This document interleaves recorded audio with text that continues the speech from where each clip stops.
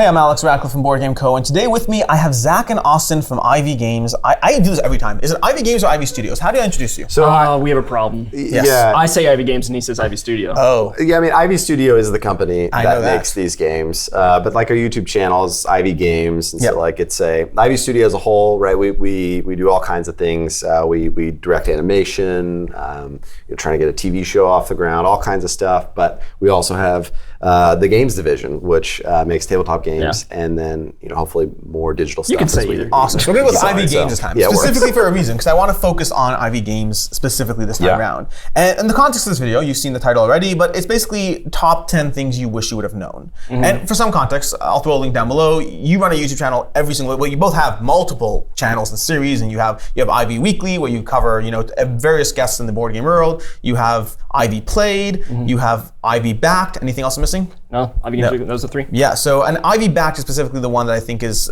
relevant to this conversation. Ivy Backed is going to be a weekly segment that goes up Tuesday at what time? 4 Central, so 5 4 your Central. time. Okay, because it took me a long time to figure this out, and it changed multiple times. It So did change multiple times. it's a series where you should go through all the Kickstarters of the week, going through not all, specific Kickstarters of the week, and talking about looking at various aspects and looking at taking a publisher's eye of, oh, I see this, oh, what about this, or I would have done things like that, or whoa, this is a mistake we made in the past, or things like that. Yeah. And it made me think of this video, which is you guys, you're on your Mythic Mischief is your third game now, Yeah. right? Any others secretly in the queue? Oh yeah. Yes. I'm moving, Excellent, yeah. cool. I want to ask more information. I just wanted to know that. Yeah. Excellent. So we have 3 games so far, more in the queue. This is going to be on Kickstarter either soon or already, depending on when this video goes up. Link down below, of course.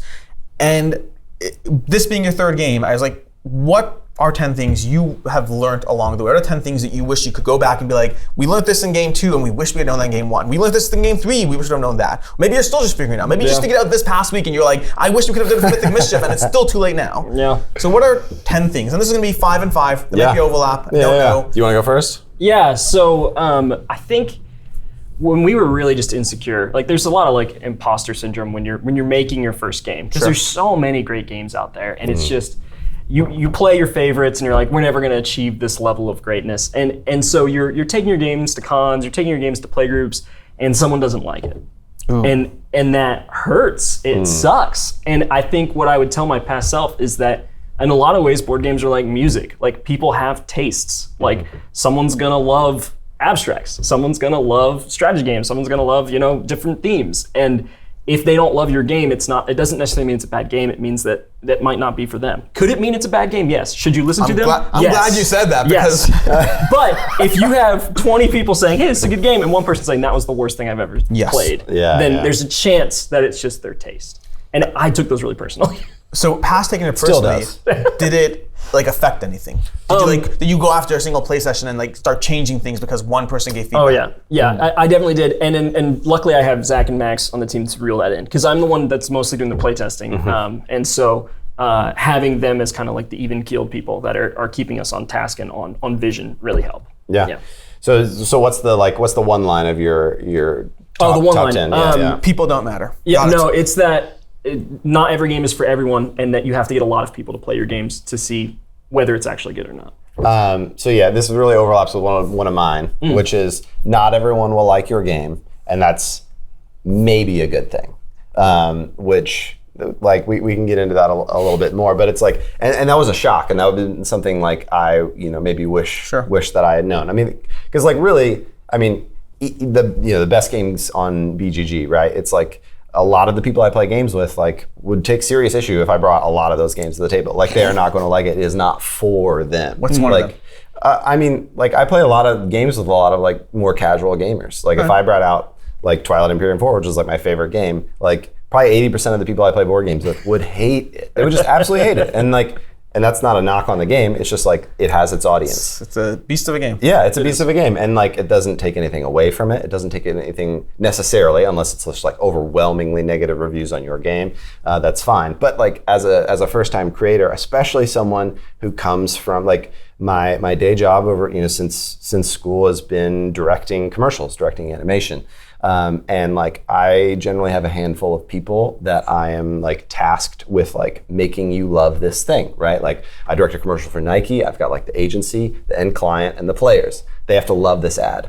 And I'm pretty good at that. Like I've gotten good at that over the years. And now I don't have like 5 key people I have to impress and like make love a thing that I make. Now I've got like thousands and thousands of people, and like you can't control what they're gonna think of this. You have to make something that's amazing. You have to make something that's amazing for your audience, and you have to know what that audience is. And if they are loving it, then you're successful. But not everyone's gonna like your game, and that's okay. It's so fascinating. I have like this weird secondary problem as a reviewer where like whenever I play a game that I did not enjoy, but I know from like the buzz that a whole bunch of other people liked it, I always have this like urge to be like, I really don't want to play this game again, but everyone else liked it. Everyone else liked it. Still like, I have this like, almost like not really the imposter in a typical sense, but it's just the idea of like, I want you to know the full ecosystem of people out there, because it is an ecosystem. It is a lot of different people, a lot of different games, a lot of different aspects of different things that make any game right or wrong for any individual. Yeah. Cool. So that's number 1. All right. Or 2. And number 2. We got the same one. That's it counts. So you go first.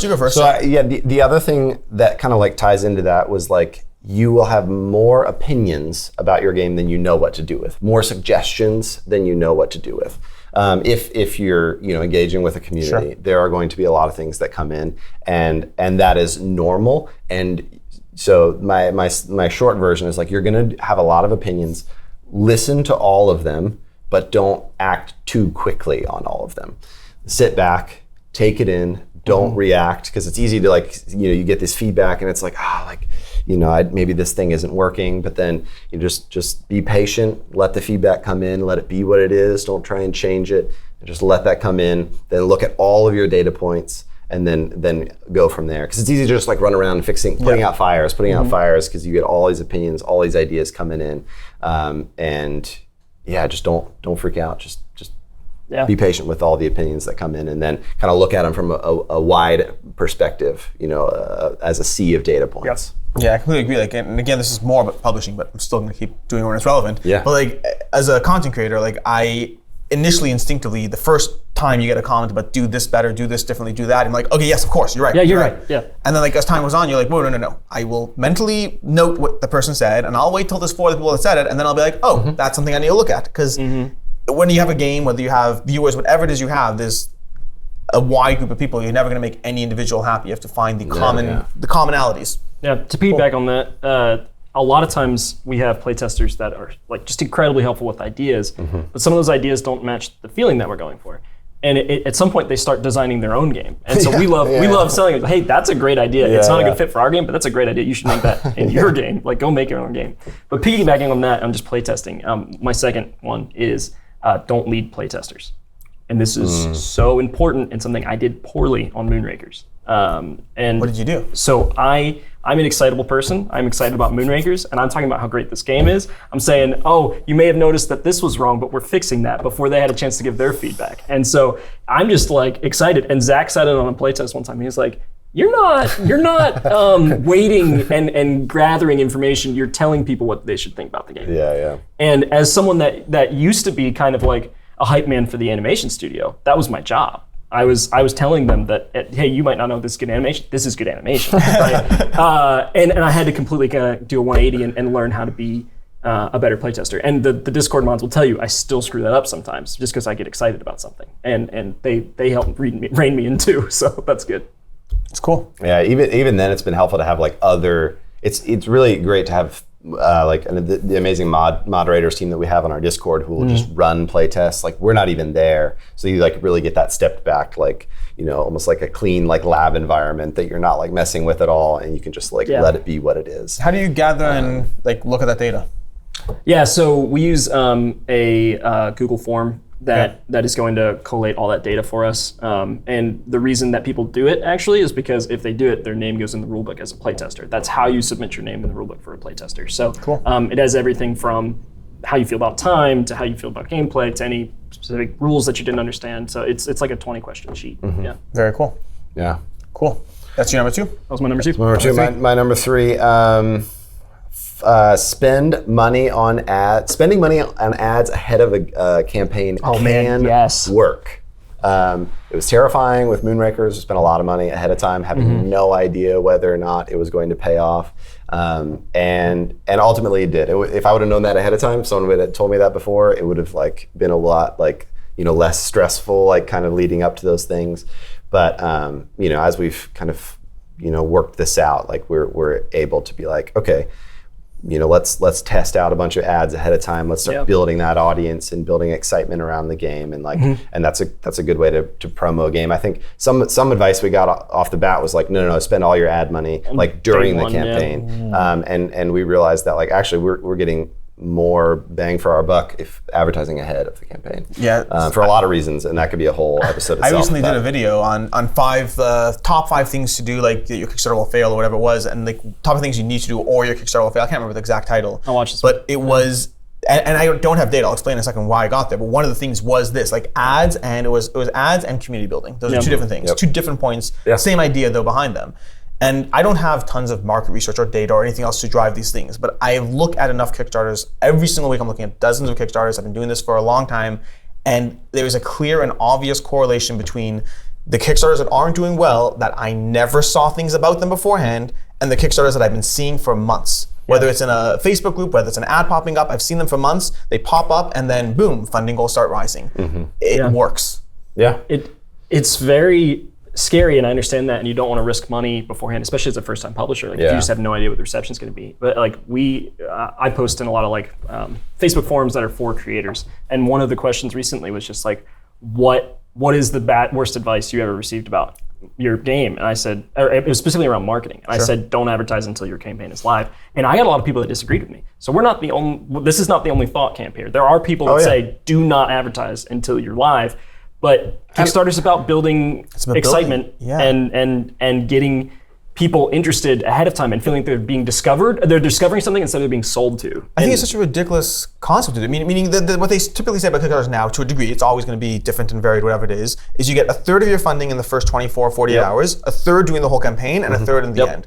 You don't get a third in the first 48 hours by advertising during the campaign. You have to have a buzz. And maybe you can have these conversations about, well, if you have enough community building, maybe you run the ads middle. You can have these conversations, but people need to know there's something to be excited about before it's on Kickstarter. Otherwise, it's not gonna see that day one bump. And the day one bump is so important. Yeah, it really is. And I'm like all for like doing it organically. Like, and we're lucky enough to be backed by like another business, so we have the funds to throw up, and it's not like, or we're not going to go to business if like if one of our products fails or something like that. There's that meme. Why not both? Exactly. Wrong. So we advertise after our campaign starts too. It's not like we're just before.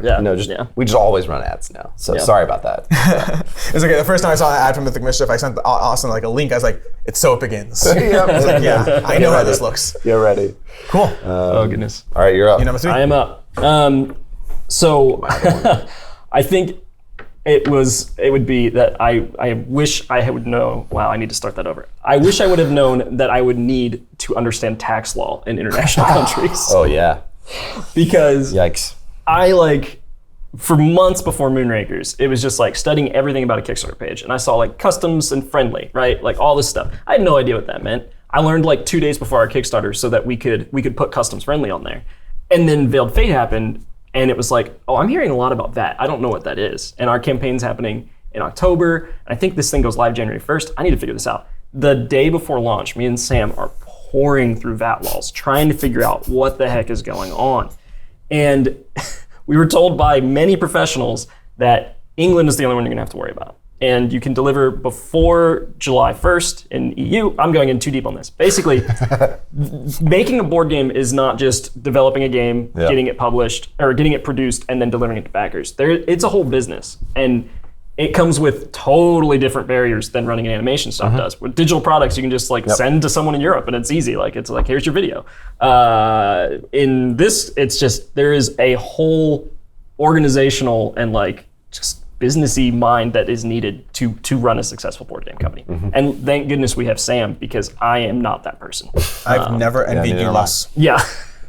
Looking up tax Luckily, laws. we actually hired someone recently. Katie, you're getting a shout out. I'm sending you this video. Katie has been doing that, and she got our VAT stuff figured out for us, and I love her for it because amazing. I could not do it. The amount of publishers, like I'm in a lot of these groups, like various like publishers and Advertise, Kickstarters, a whole bunch of groups, and like the amount of people who unfortunately clearly have no idea what's going on, and they're kind of just doing it and hoping it's not going to really bite them. It's scary to watch. It's scary. Small people. It's scary. I don't know how a company that funds around $100,000 delivers to international other than the United States, because there's just so many logistical things that you have to do that cost money. You have to pay lawyers to do stuff for you. It's just so much overhead that you don't expect while you're running the campaign. Does not sound fun. No. Number 4. Number 4, embrace the chaos is my number 4. Like like coming from like a more like my creation side is, more client driven, you get targeted goals. When you're making a game, it's just like, there's that blank page, right? Like from a creation standpoint, it's just like, you're starting with like, so what if we did this? And then it's cool. You start like, throwing some more stuff on it and throwing some more stuff on it. And, and it's great. And it's like clear skies, but it's like, oh, like what could we do? It could be anything. But then all of a sudden you start attaching like release dates of things. And then all of a sudden you start, being like, okay, we got to send this out by this date to Panda for the prototyping, or we got to send this out, this has got to be done by this date. And all of a sudden the walls start closing in, and you're getting feedback from everyone. You're getting feedback for your playtest. This isn't working. It's just, it really is chaos. And like, and kind of I almost said this as a separate point, but like embrace the chaos, but find your process. Speaking of process, like you call it chaos, but I can't even, like, you're coming from a studio that does a bunch of stuff. Like what project management software do you use? Imagine something. For board games? For board games. What project man? We use like Basecamp. Basecamp is what we're using. We do a lot of Dropbox paper. So we have like Dropbox paper for like kind of like collaborative like note taking. So I can go back and see all the notes I've left on all the art, on all of that. And then lots of spreadsheets. I mean, honestly, to keep track of things. Things like Basecamp, I don't think I use Dropbox paper, but like Basecamp I've used. Like there's project management tools out there that you're walking in with an infrastructure and knowledge that they even exist. Again, the amount of things people just do, just kind of just doing it, this tracking, like they probably just have emails. They just have a few emails and then like a little note, or like maybe they're using Evernote or whatever it is. There's a lot of people who likely aren't even at that point. It's like, yeah. Well, and part of that too is like, it doesn't necessarily have to be chaos, right? It's like, we are trying to do, you make the best games that we possibly can, but eventually you have to stop working on your things. And I talked to somebody, I don't know if I'm supposed to share this or not, but I talked to somebody one of my like colleagues on the animation side who's worked on both DC and Marvel movies. Yeah. Okay, and he said, you know what the difference between DC and Marvel movies is? We worked on a DC movie, and we wrapped up our shots, and it was there was 3 months to release, and it was like, all right, we're done with this movie. Marvel, it was, we were handing in the final changes to our shots 1 hour before the premiere, and then the movie premiered, and then we started working on changes for the DVD release. And it's like Marvel tries so hard to push all of their stuff to be as great as possible, and they use every inch of time that they can to make it as great as possible. But what's the takeaway? Because you said you have to stop. And Marvel movies are better. I'm sorry. Marvel movies are better than DC. And that was his point. It's like, that's why they're better. It's because like, and so embracing the chaos means like, I will take every moment that I can to make this game better until it is taken away from me. Gotcha. And that is just like a normal part of making a great thing. Yeah. And that is like part of that process. And like little by little, it gets taken away from you. And it's just like, all right, cool. What do we have left to work with? All right, we have the rule book left to work with. So like these are all closed in. What can we do if we can only change one thing, and that's the rule book? How can we continue to make this game better until the moment it ships? By the way, I just want to say that little Marvel DC thing, probably my favorite part of the conversation already, just because like as someone who's watching like Black Widow like tomorrow night, and I don't need the comments about how much you liked it or didn't like it. I know there's mixed opinions. I get it. It's fine. It's still better than most DC movies. Yeah, I'm cool. Very cool. So, all right, embrace the chaos. My number 4. Yes. We have 4. Is hold things loosely. And that is something that's been really hard for me through all of the games that, so Moonrakers, I had a enemy captain mechanic, and so it like changed each round, and sometimes like he'd take a reactor from you and like all this other stuff, and you were fighting these big ships, and it was just like this grand game that was way bigger. And we played it, and it was 2 hours in, and we were like a quarter of the way through the game, and it was like, this sucks, this is bad. Like everyone was sad. Was it not good or was it too long? It was not good. It was boring. And too long. Like, it was boring. Yeah, like it just you were wasn't like good. you were flipping cards for enemies all the time, and like Zach was like, oh well, this just whole thing has to go, and Max was of the same opinion, and I was like, well, I worked for like 2 months on that. And that must like, be hard for you. It was like, thank you. And then on Unveiled Fate, it was originally a race to 5 points, not just however many points you get, and it created really really fun moments. However, it stalled bad. And it wasn't really about finding out who other people were or hiding who you were. It was just how do you maneuver it.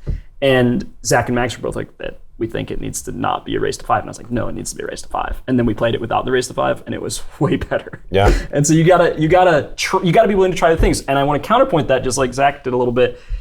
You can't hold a thing so loosely that you lose your vision. Yeah, and something that Zach taught me is that you have to have a feeling. For Moonrakers, it was going on space missions with your friends. And if something started departing from that feeling, you need to rein it back in. But yeah, you got to hold to some of the mechanics. Any moments like that for Mythic Mischief? I'm trying to think. Yes, the programming mechanic.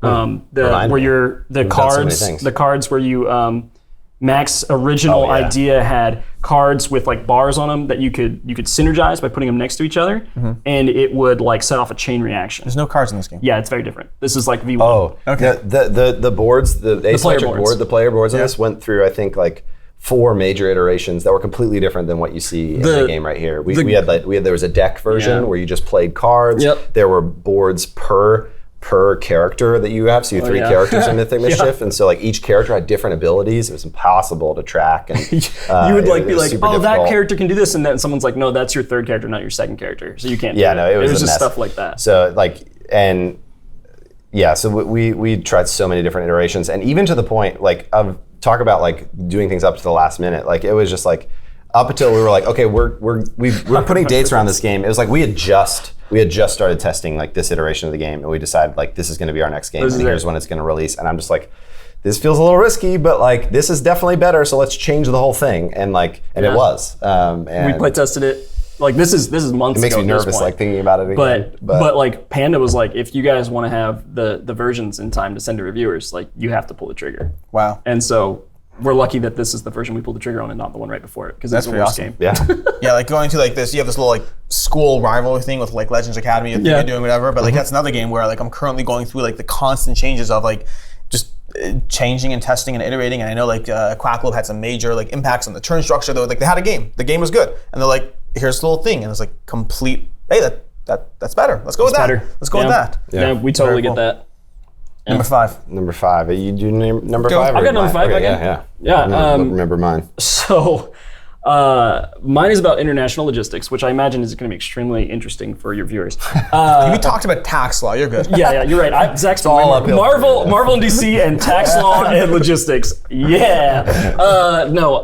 So we just didn't quite know what to do past sending our games to Kickstarter backers. It was like, okay, we have our Kickstarter backers, and QML helped us with that. We figured it all out. Oh, we have these pre-orders. We should probably send those to QML just to make sure the splits are working.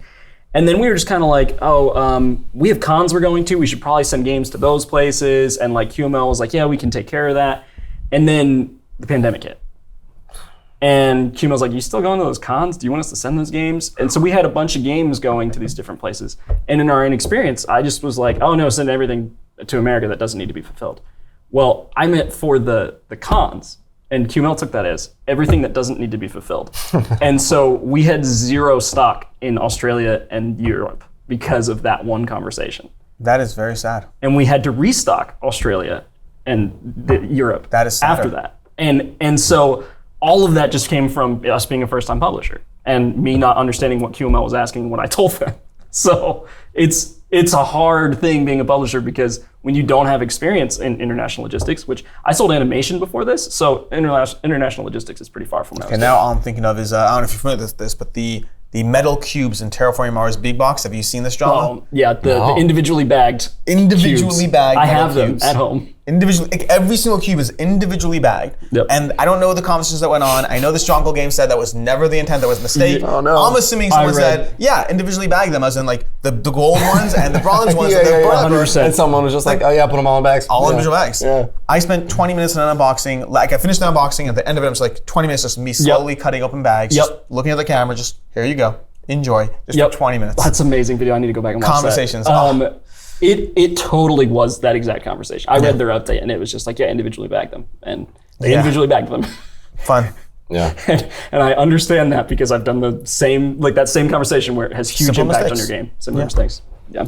All right, for my last one, this is something that I feel like I'm still like recently learning and like kind of putting like a framework around. But is that I wish I'd known earlier is like every game that we make has many different audiences, and they are all important. At least from like the goals of what we're trying to do with our games in our studio. I think so. You have the hardcore like enthusiasts, and these are the people who are gonna they're gonna take advantage of the high ceiling that a game like this has. Sure. Right.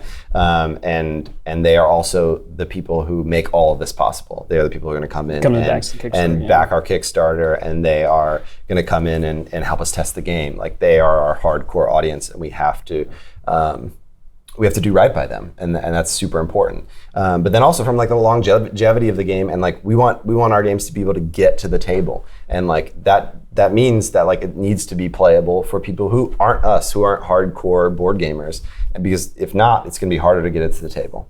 And then even otherwise, there's the streaming audience. There's people like, what is it like to watch the game? Like, there are a lot of people who interact with this game who might not buy the game, but it is still like a touch point for our brand and even for our other games. And so like that experience is also really important. So we put in things that I think are incredibly fun to watch, like the blitz mode of this game. It's just like really high energy and it's a bit chaotic. And or the scoreboard. Yeah, but things like the scoreboard and stuff that we're doing for these experiences, like really thinking about all the different touch points, and they are all truly they are equally important for like making a great game. So interesting. I was just having a talk with somebody earlier today about like talking about how like they're a channel, they do playthroughs, and talking about how they have a Patreon who like literally just talks about how they don't play board games at all. They don't play a single board game. Yeah. They just like watching them play board games. Yeah. It's like that's the thing. And that's part of our audience. Yeah. And like even though we might not make like we're not going to sell a game to them, like it's still really important just for like getting our game out there. And bringing it back to Marvel even, like that's like one of like I think they do that really well. Like they do this thing of just like I think they hit their hardcore audiences really well. There's like a ton of fan service, like and of course there's tons to argue about. Like of course a lot of people are going to hate their movies, but like on average, like I think they do a really nice job of like the fan service, like appealing to their hardcore audience, but also they're massive movies. They make more money than any movie ever made. I think like the most recent Avengers one's like the highest grossing film of all time. And so like they found a way to kind of hit both ends of their audience super well. People are watching every single movie, every single episode, every single ever, and the people who are just tuning in because they like Doctor Strange. Yeah. And for me, from like a creative standpoint, like I really want to like make a game that's got that wide appeal. But then like Austin's my anchor for like that like hardcore audience. And like I feel like maybe when I got started, I thought maybe those were fighting against each other, and I don't think they have to. So bringing it back to the point, it's like your game has multiple audiences. They're all important. Make sure you do right by all of them. Cool. Well, that's been. Can I interject? Yes, please. Sorry. So I will say that there would have been way more things on that list had the board game space not been so welcoming. Because we got advice from AJ Portofino at Van Ryder Games, was very, very helpful. James Hudson at Skybound was very, very helpful. Tom over at, I can't remember Tom's last name, over at Orange Nebula. Matheson? I think that's right. Matheson. Over at Orange Nebula. There are more than that I can't think of right now. Even the greats, like Stonemeyer. Oh yeah, Jamie was really helpful. Like, like him responding to our emails, like the creator of some of our favorite games, like some of the best games out there.